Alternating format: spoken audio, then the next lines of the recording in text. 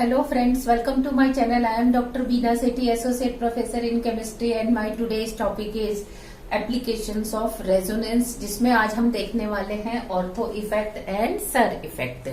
Ortho effect और SIR effect से हम क्या एक्सप्लेन करते हैं? We explain acidity and basicity of compounds. हम एसिडिक और बेसिक प्रॉपर्टीज को एक्सप्लेन करते हैं। मेनली हम ऑर्थो इफेक्ट में क्या कंसीडर करते हैं? हम बेंजोइक एसिड की एसिडिटी को कंसीडर करते हैं और एनिलीन की बेसिसिटी को। और एनिलीन भी हम प्राइमरी, सेकेंडरी, टर्सरी तीनों टाइप की हम देखेंगे कि उनकी बेसिसिटी किसकी कम और किसकी ज्यादा है।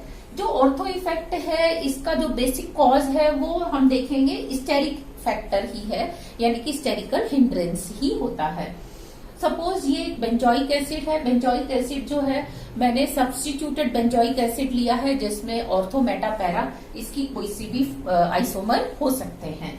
अब अगर मैं इसकी एसिडिटी को कंसीडर करूं जब नाइट्रो ग्रुप है, यानी कि Z is equal to nitro group, तो हम क्या देखते हैं कि नाइट्रो ग्रुप जो है इलेक्ट्रॉन विड्रॉइंग ग्रुप एक तरह से है। इलेक्ट्रॉन विड्रॉइंग ग्रुप है तो ये एसिडिटी को क्या करेगा? इंक्रीज करेगा।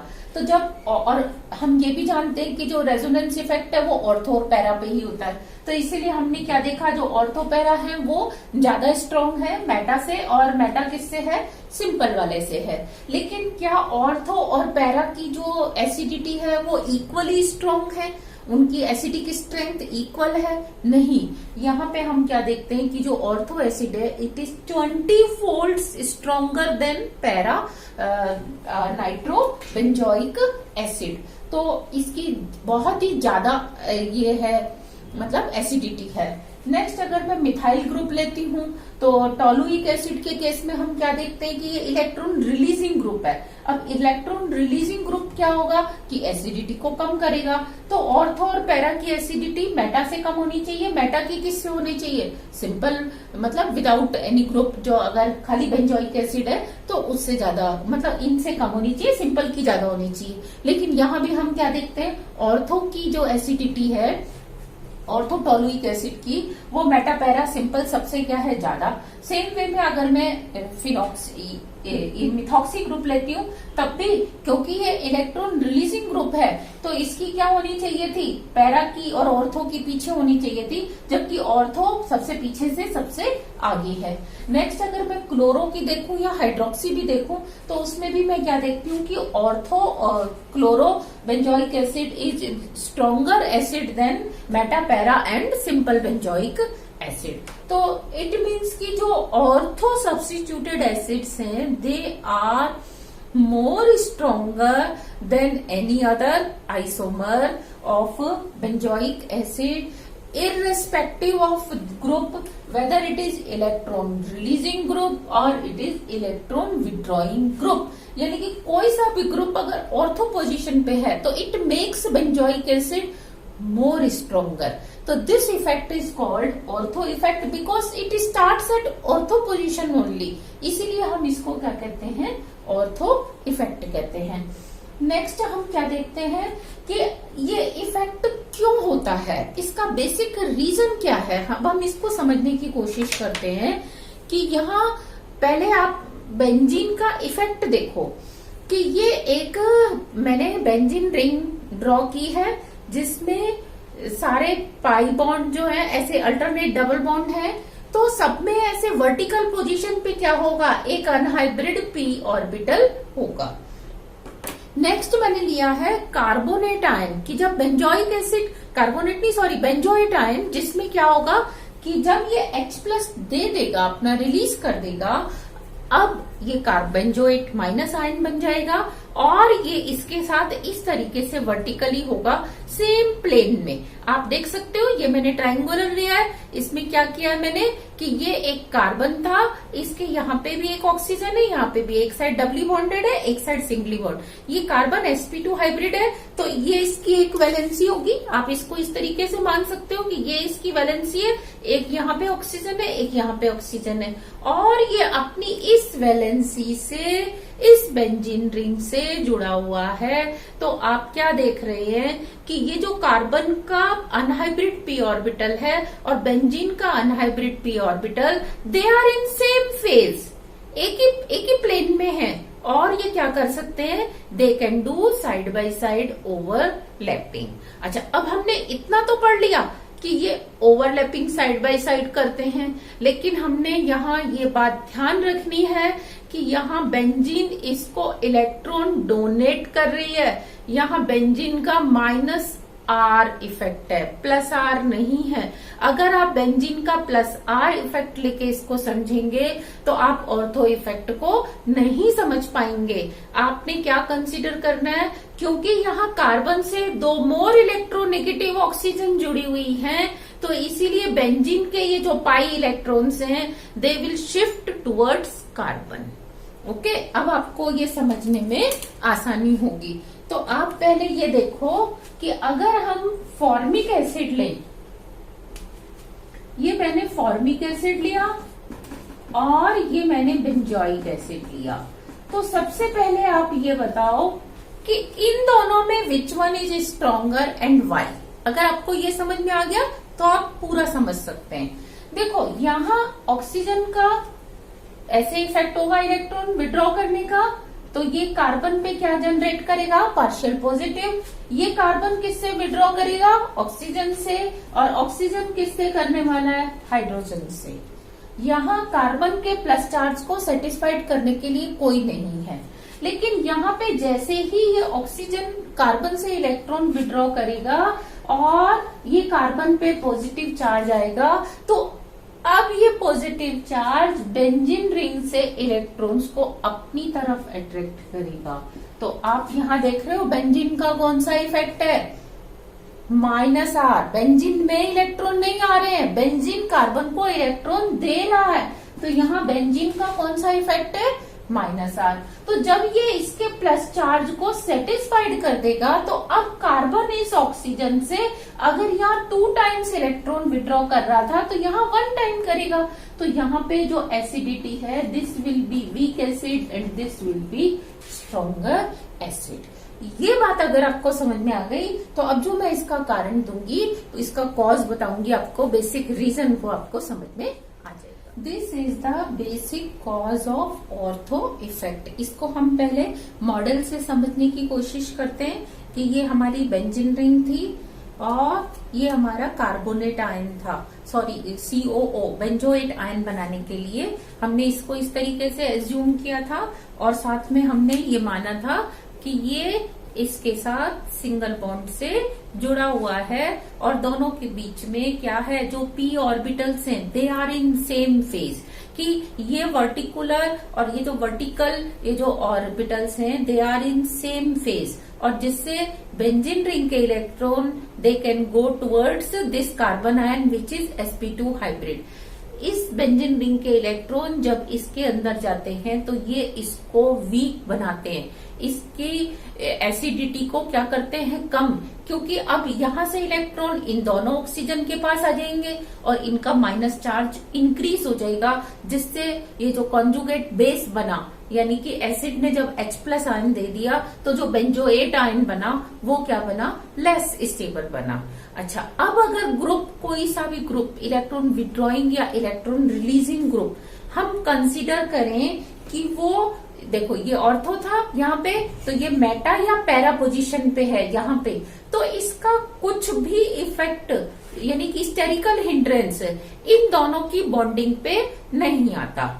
लेकिन अगर यहाँ पे ये ऑर्थो पोजीशन पे ग्रुप होता है, ये ऑर्थो पोजीशन पे, और ऑर्थो पोजीशन पे कैसी होगी, इस तरीके से होगी, ये देखो इस तरीके से होगी ऑर्थो पोजीशन प्लेन के अंदर, और इस पेन से अगर कोई बल्की ग्रुप जुड़ा हुआ है तो ये बल्की ग्रुप इसके ऑक्सीजन को रिपेल करता है इस बल्की ग्रुप में, और इसमें जब रिपल्शन होता है तो ये कार्बन कार्बन जो सिंगल बॉन्ड है ये ऐसे रोटेट कर जाता है।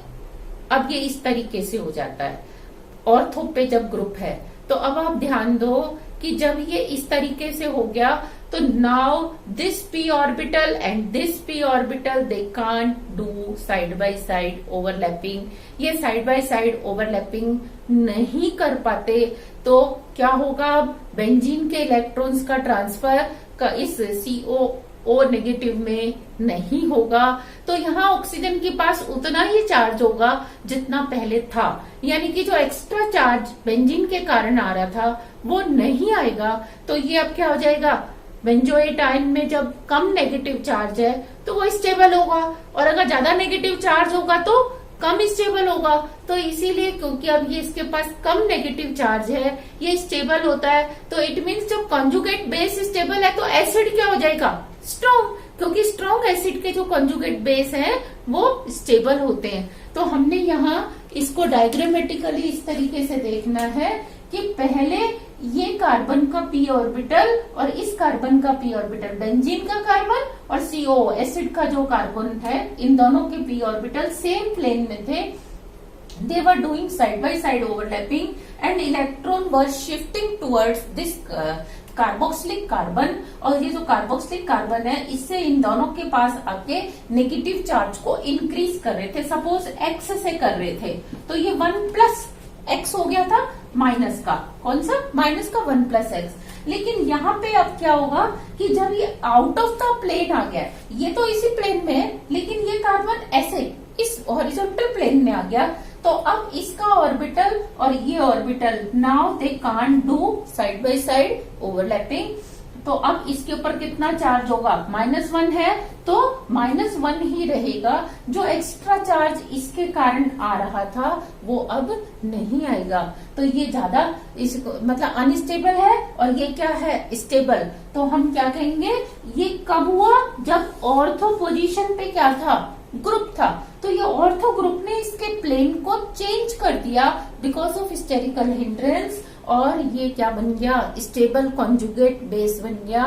तो इसका एसिड यानी कि ortho substituted benzoic acid, this acid, this one will be stronger acid.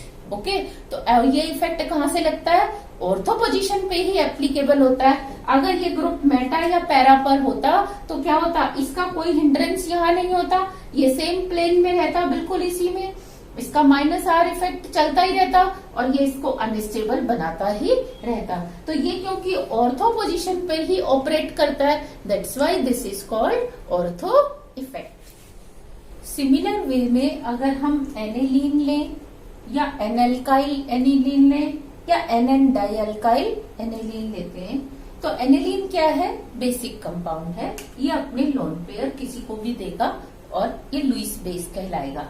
लेकिन हम क्या देखते हैं कि अगर इस बेंजीन रिंग से कोई इलेक्ट्रॉन विड्रॉइंग ग्रुप जुड़ जाए जो इससे इलेक्ट्रॉन्स को विड्रॉ करे, तो वो इसकी बेसिसिटी को कम करेगा, और अगर इससे इलेक्ट्रॉन रिलीजिंग ग्रुप जुड़ जाए तो वो इसकी बेसिसिटी को क्या करेगा, इंक्रीज करेगा, क्योंकि इसके पास अल्टीमेटली ज्यादा इलेक्ट्रॉन आ जाएंगे।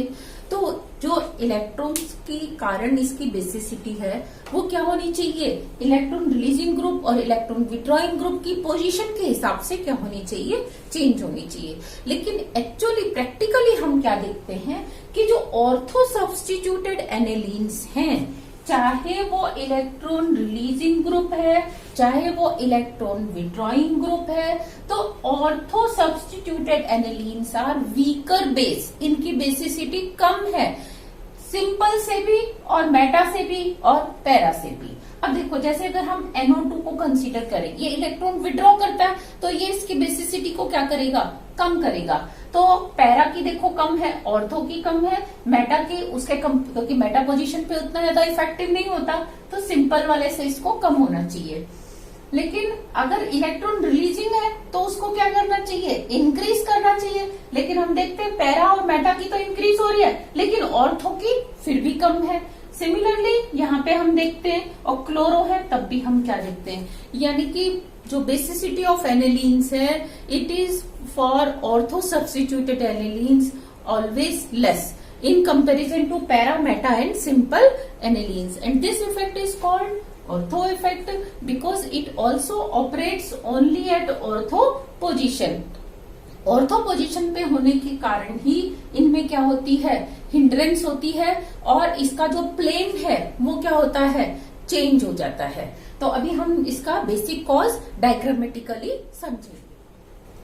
एनिलीन के केस में भी, चाहे वो एनिलीन है या मोनो अल्काइल एन सब्स्टिट्यूटेड एनेलीन है या एन डाई अल्काइल एनेलीन है, अगर वो H प्लस आयन लेता है, क्योंकि बेस है तो ये acid H plus ion accept करेगा और ये बना देगा कॉन्जुगेट एसिड। ये जो कॉन्जुगेट एसिड है इसमें देखो नाइट्रोजन जो है तीन हाइड्रोजन को इसने अपने साथ कोऑर्डिनेट कर रखा है, तो इसका कोऑर्डिनेशन नंबर क्या हो जाता है, यहाँ पे इंक्रीज हो जाता है। तो अब अगर हम ध्यान दें कि ये नाइट्रोजन, ये हाइड्रोजन, ये हाइड्रोजन, ये नाइट्रोजन का लोन पेयर, पहले ये इस तरीके से क्या थे, बेंजीन रिंग से जुड़े हुए थे। अब अगर बेंजीन रिंग में मेटा या पैरा पोजीशन पे कोई बल्की ग्रुप है तो उसका कोई इफेक्ट इस बॉन्ड के ऊपर होने वाला नहीं है। लेकिन अगर ऑर्थो पोजीशन पे कोई बल्की ग्रुप है तो वो क्या करेगा कि इसके साथ, इस हाइड्रोजन और इस हाइड्रोजन के साथ क्या करेगा, रिपल्शन करेगा, स्टेरिकल हिंड्रेंस करेगा, और साथ में जब ये NH3 बन जाएगा तो ये और भी बल्की हो जाएगा। अब इसके ये इस तरीके से ना रह के इस तरीके से sp3 हाइब्रिड उसमें आ जाएंगे तीनों। तो अब इसको क्या करना पड़ता है, जब कोऑर्डिनेशन नंबर इंक्रीज हो जाता है तो स्टेरिकल रिपल्शन भी क्या होता है, इंक्रीज हो जाता है। यहाँ पे अगर ग्रुप लगा हुआ है तो इसके बीच में स्टेरिकल रिपल्शन होगा, और अगर वो मेटा पैरा पे है तो स्टेरिकल रिपल्शन नहीं होगा। तो जब इनके बीच में स्टेरिकल रिपल्शन होगा तो potential energy of conjugate acid will get increase, ये इंक्रीज हो जाएगी इसकी एनर्जी, और इंक्रीज होते ही उसकी स्टेबिलिटी क्या हो जाएगी, डिक्रीज। तो अब आप समझ सकते हैं कि जब कॉन्जुगेट एसिड की स्टेबिलिटी कम है तो इट मीन्स कि ये क्या होगा, वीक बेस होगा। अगर ये स्टेबल होता तो यहाँ पे क्या होता, ये स्ट्रॉन्ग बेस होता। तो क्योंकि कॉन्जुगेट एसिड जो है ऑर्थो सब्स्टिट्यूटेड एनेलीन का वो लेस स्टेबल होता है, इसीलिए ऑर्थो सब्स्टिट्यूटेड एनेलीन जो है वो वीक बेस की तरह एक्ट करती है, इररेस्पेक्टिव कि वो ग्रुप इलेक्ट्रॉन विड्रॉइंग है या इलेक्ट्रॉन रिलीजिंग है। तो टू मिनिमाइज द रिपल्शन, अब इस रिपल्शन को मिनिमाइज करने के लिए ये जो नाइट्रोजन था और ये बॉन्ड, ये अब इस तरीके से हो जाता है, इसका प्लेन चेंज हो जाता है, और क्या होगा कि कार्बन नाइट्रोजन बॉन्ड रोटेट कर जाएगा, ये वाला बॉन्ड रोटेट कर जाएगा, and NH3 goes out of the plane, वो प्लेन से बाहर आ जाता है। तो this is called ortho effect. ये जो ऑर्थो इफेक्ट है ये इम्प्लीमेंटेड होता है ओनली व्हेन आप उसको मेटा या पैरा से कंपेयर कर रहे हो। लेकिन अगर आपने क्या किया, ये बेंजोइक एसिड लिया और साथ में लिया मिथाइल, और ये बेंजोइक एसिड लिया और साथ में लिया ऑर्थो नाइट्रो, तो अब आप देखेंगे इन दोनों ही केसेस में ऑर्थो इफेक्ट तो कॉमन है, दोनों ही एक जैसे हैं ऑर्थो इफेक्ट के फैक्टर के हिसाब से। तो यहाँ पे हम क्या देखेंगे, कौन सा एसिड स्ट्रॉन्गर है, ये वाला एसिड, क्योंकि ये इलेक्ट्रॉन्स को विड्रॉ कर रहा है। नेक्स्ट, अगर मैं एनेलीन में इस तरीके की बात करूं, एनेलीन लूं या फिर मैं एन एल्काइल एनेलीन लूं या मैं एन डाई एल्काइल एनेलीन लूं, तो इसमें भी अगर मैं यहाँ एक तरफ CH3 लूं और एक तरफ क्या लूं, NO2 NH2 और यहाँ लूं NO2, तो आप देखो अब इन दोनों केस में क्या है, ऑर्थो इफेक्ट तो कॉमन है, ऑर्थो इफेक्ट कॉमन है, तो अब इसकी बेसिसिटी किस पे डिपेंड करेगी, इस बात पे कि ये ग्रुप इलेक्ट्रॉन रिलीजिंग है या इलेक्ट्रॉन विड्रॉइंग है। तो क्योंकि ये रिलीजिंग है, ये इलेक्ट्रॉन डेंसिटी इंक्रीज करेगा, तो ये स्ट्रॉन्ग एसिड होगा, तो ये स्ट्रॉन्ग बेस होगा, तो ये स्ट्रॉन्ग बेस, ये वीक बेस, ये स्ट्रॉन्ग एसिड, ये वीक एसिड। जब ऑर्थो इफेक्ट कॉमन होता है फिर हम एसिडिटी और बेसिसिटी को कंपेयर करने के लिए इलेक्ट्रॉनिक फैक्टर्स को कंसिडर करते हैं। This is very important example of ortho effect, that acidity of phenols. Acidity of phenols में हम क्या देखते हैं कि फिनॉल में ये ऑक्सीजन इलेक्ट्रॉन को विड्रॉ करता है और H+ बाहर निकल जाता है और ये आपके पास बच जाता है फिनेट आयन। ओके, और अब अगर हम ortho Meta para substituted phenol लें और उसकी एसिडिटी को कंसीडर करें, तो देखो अगर यहाँ पे क्या है, OCH3 ग्रुप है, मिथाइल है, क्लोरो है और नाइट्रो है, तो इसका जो सीक्वेंस हमें मिलता है वो क्या मिलता है, इस तरीके से मिलता है। इसमें आप ध्यान दो, जब इलेक्ट्रॉन रिलीजिंग ग्रुप जुड़ा हुआ है, यानी कि जो इसमें इलेक्ट्रॉन्स को ज्यादा कर रहा है, वो क्या ज्यादा इंट्रोड्यूस कर रहा है, तो अब बेंजीन क्या करेगा, ऑक्सीजन से कम अमाउंट में इलेक्ट्रॉन खींचेगा, बल्कि ये क्या करेगा, ऑक्सीजन को देगा। तो ऑक्सीजन इससे कम खींचेगा, ऑक्सीजन इससे कम खींचेगा, तो क्या होगा, ये वीक एसिड हो जाएगा। तो इसीलिए ऑर्थो पैरा वाले क्या होंगे, वीक, और मेटा वाला उससे स्ट्रॉन्ग, और जो सिंपल फिनॉल है वो सबसे ज्यादा स्ट्रॉन्ग होगा। और अगर इलेक्ट्रॉन इसको रिलीज करने की जगह इलेक्ट्रॉन विड्रॉइंग ग्रुप जुड़ जाएगा, तो वो क्या करेगा, इसकी एसिडिटी को इंक्रीज करेगा, क्योंकि वो ऑक्सीजन से इलेक्ट्रॉन ज्यादा खींचेगा, ऑक्सीजन से खींचेगा, ऑक्सीजन हाइड्रोजन से विड्रॉ करेगा, और हाइड्रोजन प्लस बाहर जल्दी से चला जाएगा। और हम इसको ऐसे भी समझ सकते हैं कि जब ये विड्रॉ कर रहा है, तो ये इसके फिनेट आयन के माइनस चार्ज को क्या करेगा, स्टेबलाइज कर देगा, डिलोकेलाइज कर देगा। तो जब उसका कॉन्जुगेट बेस क्या है, स्टेबल है, तो वो फिनॉल क्या होगा, स्ट्रॉन्ग एसिड होगा।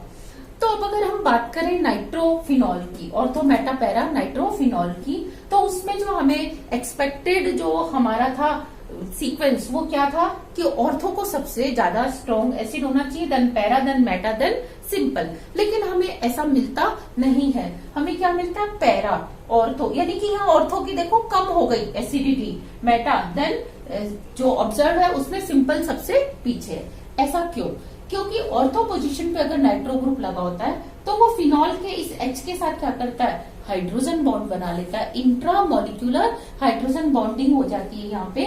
जबकि देखो नाइट्रो का माइनस आई इधर भी है, माइनस आई पैरा पोजीशन पे तब भी है, लेकिन यहाँ पे because of one extra effect, क्या, इंट्रामोलिकुलर हाइड्रोजन बॉन्डिंग, ये हाइड्रोजन अब अवेलेबल नहीं है बाहर जाने के लिए, ये यहीं पे ट्रैप होके रह जाता है। तो इसकी जो एसिडिटी है वो क्या हो जाती है, पैरा के कंपैरिजन में कम हो जाती है, और आपको ये वाला जो सीक्वेंस है वो आपको ऑब्जर्व होता है, ना कि ऑर्थो। तो इस तरीके से जहां माइनस आई है वो ज्यादा स्ट्रॉन्ग होंगे, फिर माइनस आई वाला, और लास्ट में सिंपल फिनॉल। तो ये आपने देखा ऑर्थो इफेक्ट, जरूरी नहीं है कि हर बार ऐसा हो। ऑर्थो इफेक्ट हम इसीलिए सिर्फ बेंजोइक एसिड पे और सब्स्टिट्यूटेड एनिलीन या एनिलीन्स के केस में ही पढ़ते हैं।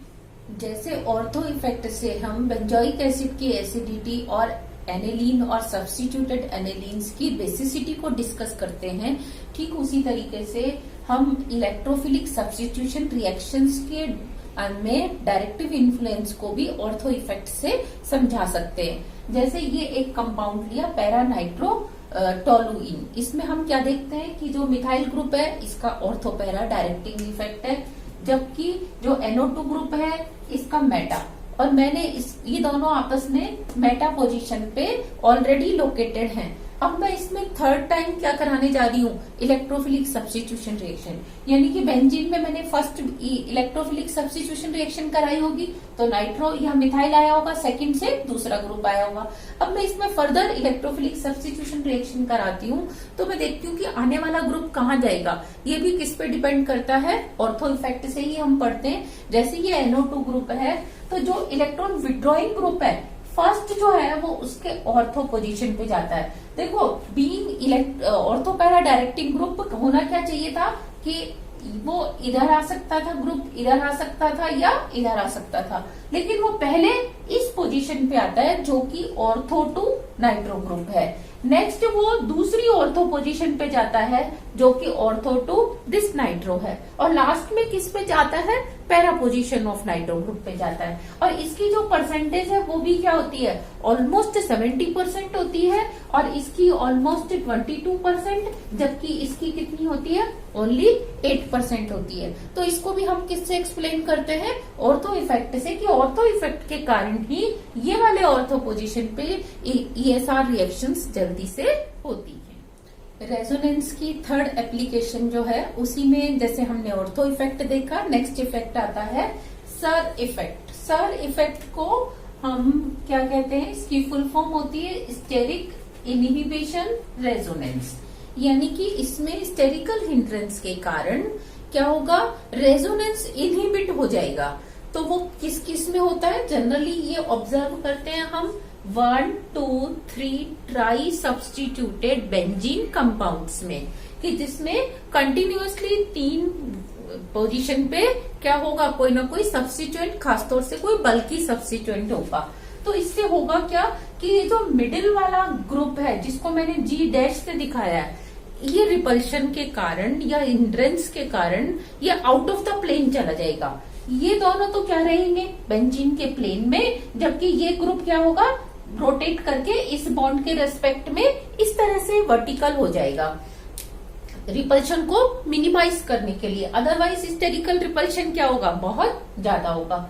और इसी रिपल्शन के कारण क्या होता है, इसकी पोटेंशियल एनर्जी ज्यादा होती है। तो उसी पोटेंशियल एनर्जी को कम करने के लिए जो मिडिल ग्रुप है, it goes out of plane, plane से बाहर आ जाता है और inhibits the resonance phenomena of this group with benzene ring.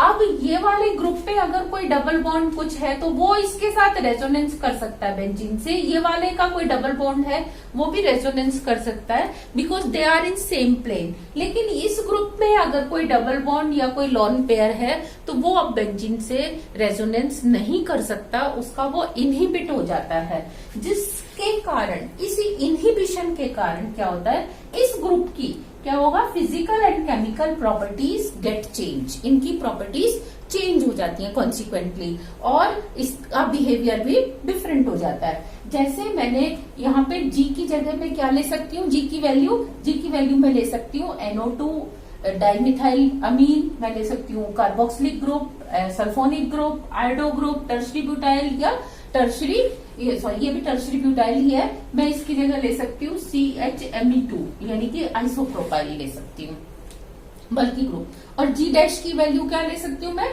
कोई सा भी ये जी ले सकती हूँ या मैं ब्रोमो ग्रुप भी ले सकती हूँ। तो अब इसका होता क्या है, जैसे मैंने यहाँ पे 1 2 3 ट्राई क्या लिया है, आइसोप्रोपाइल बेंजीन लिया है। तो ये जो बीच वाला ग्रुप है ये क्या होगा, रिपल्शन के कारण आउट ऑफ द प्लेन आ जाएगा, जबकि ये दोनों क्या रहेंगे, प्लेन में। अब अगर मुझे कार्बोनियम आयन बनाना है या इसकी कोई सब्स्टिट्यूशन रिएक्शन दिखानी है, तो इन दोनों पोजीशन पे अगर कार्बोनियम आयन बनता है तो it will get stabilised with resonance of benzene ring. लेकिन ये वाला कार्बोनियम आयन स्टेबल नहीं होगा। देखो ग्रुप तो एक जैसे ही है, लेकिन इसकी प्रॉपर्टीज क्या हो गई, चेंज हो गई। नेक्स्ट अगर मैंने क्या किया, यहाँ बीच में आयोडो लिया और यहाँ 2 NO2, तो ये 1 2 3 ट्राई सब्स्टिट्यूटेड हो गया। साथ में मैंने 5 नंबर पे क्या किया है, एक आयोडो ग्रुप और लिया है। तो देखा जाए तो ये दोनों ही क्या है, सेम बेंजीन से जुड़े हुए हैं, सेम एटम है, सेम सिंगल बॉन्ड बन रहा है। तो इन दोनों की बॉन्ड लेंथ क्या होनी चाहिए, सेम होनी चाहिए। लेकिन क्योंकि ये वाला आयोडो 2 स्टेरिकली ग्रुप से क्या हो रहा है, स्टेरिकल हिंड्रेंस ले रहा है और ये आउट ऑफ द प्लेन है, तो ये वाली बॉन्ड लेंथ क्या होती है, ग्रेटर देन होती है किससे, इस वाली बॉन्ड लेंथ से। तो B is greater than A if B is the bond length between carbon and iodine and this is the carbon and iodine, this one. तो A is always less than B। और examples of sir effect में हम क्या देखते हैं कि ये मैंने लिया एनेलीन की दोनों ऑर्थो पोजीशन पे नाइट्रो ग्रुप, जबकि ये एनेलीन है। तो which one will be the stronger base, because ये NH2 क्या होगा, आउट ऑफ द प्लेन होगा, और जब ये आउट ऑफ प्लेन होगा तो ये इजीली अपना लॉन पेयर किसी को भी दे पाएगा। नेक्स्ट मैंने लिया ये सेम कंपाउंड, लेकिन अब मैंने साथ में क्या लिया, ऑर्थो पोजीशन पे NO2। तो इस केस में हम क्या देखते हैं कि जो ऑर्थो इफेक्ट है it dominates over sir effect, क्योंकि ये ऑर्थो इफेक्ट सर इफेक्ट के ऊपर डोमिनेट करता है। तो इसीलिए ये वाला जो ग्रुप है, ये कंपाउंड ये ज्यादा बेसिक होगा इंस्टेड दिस कंपाउंड के। और अगर मैं इस तरीके से एक एनेलीन लूं जिसकी मैं देख रहे हो कि इसी अगर 1 पोजीशन माने तो 3 4 5 के ऊपर क्या है, नाइट्रो ग्रुप है। लेकिन ये नाइट्रो ग्रुप क्या है, आउट ऑफ द प्लेन। ये वाला nitro group out of the plane है, जिसका कौन सा इफेक्ट है, -I -R। लेकिन इसका -R अब इसके साथ कंजुगेशन में नहीं होगा। यहाँ पे आप क्या देख रहे हो कि ओनली एक NO2 है जो कि प्लेन में ही है, और ये प्लेन में है तो इसका क्या होगा, -R होगा। यहाँ पे -R इफेक्ट इसका इफेक्टिव नहीं होगा क्योंकि ये NO2 group out of the plane होगा। तो क्योंकि माइनस आर इफेक्ट डोमिनेट करता है माइनस आई के ऊपर, तो इसीलिए ये जो है वीक एसिडिक होगा in comparison to, weak basic होगा इन कंपैरिजन टू दिस। यानी कि अब ये इलेक्ट्रॉन्स इधर आ जाएंगे, तो ये जब इलेक्ट्रॉन डेंसिटी बेंजीन में आ गई तो किसी और के पास नहीं जाएगी, तो ये वीक बेस हो जाएगा, और इसके क्या रहेंगे, इसी के पास रहेंगे, तो ये स्ट्रॉन्ग बेस होगा। सेम वे में अगर हम पिक्रिक एसिड देखें तो हालांकि इसका नाम पिक्रिक एसिड है, लेकिन फिर भी इसमें क्या है, कोई भी COOH ग्रुप नहीं है, फिर भी हम इसको एसिड कहते हैं, क्योंकि ये जो OH ग्रुप है जिसको हम 2,4,6 ट्राइनाइट्रोफिनॉल भी कहते हैं, इसकी एसिडिटी इतनी ज्यादा होती है कि we consider it as an acidic compound only. तो ये OH ग्रुप जो है आउट ऑफ द प्लेन होता है, आउट ऑफ द प्लेन होने से ये इजीली अपना हाइड्रोजन किसी को भी डोनेट कर देता है, और ये स्टेबलाइज्ड भी हो जाता है, जो फिनेट आयन बनेगा वो स्टेबलाइज्ड भी हो जाएगा। तो हम इसको देखते हैं कि ये एसिडिक ज्यादा है। सर इफेक्ट से हम इन दो कंपाउंड्स की एसिडिटी को भी एक्सप्लेन कर सकते हैं। दोनों ही में ही जो एसिडिटी के लिए रिस्पॉन्सिबल ग्रुप है वो क्या है, फिनॉल OH ग्रुप है। अब इसमें आप देखो कि ये I ग्रुप का माइनस आई इफेक्ट है, इस I का माइनस आई है, लेकिन यहाँ पे सर इफेक्ट लगेगा और ये NO2 ग्रुप क्या होगा, आउट ऑफ द प्लेन होगा, इसीलिए इसका रेजोनेंस इफेक्ट जो है इफेक्टिव नहीं होगा। जबकि यहाँ पे हम क्या देखते हैं कि ये NO2 आउट ऑफ प्लेन नहीं है, तो यहाँ पे इसका रेजोनेंस इफेक्ट इफेक्टिव होगा, और जब रेजोनेंस इफेक्ट इफेक्टिव होगा तो ये वाला जो फिनॉल है ये क्या होगा, स्ट्रॉन्ग एसिड होगा in comparison to this. In this way we can explain the so many questions, we can solve that why with this compound is more acidic or why that one compound is not that much acidic। अगर आपने मेरा पहला resonance वाले videos नहीं देखे हैं तो आप प्लीज पहले मेरे वो वाले वीडियोस देखिए, उससे आपको क्या होगा, इन टॉपिक्स की, इन एप्लीकेशंस की बेटर अंडरस्टैंडिंग डेवलप होगी। और अगर आपको ये वीडियो पसंद आया तो आप प्लीज इसको लाइक करें, सब्सक्राइब करें मेरे चैनल को, और ये वीडियोस औरों के साथ शेयर करें। Thank you.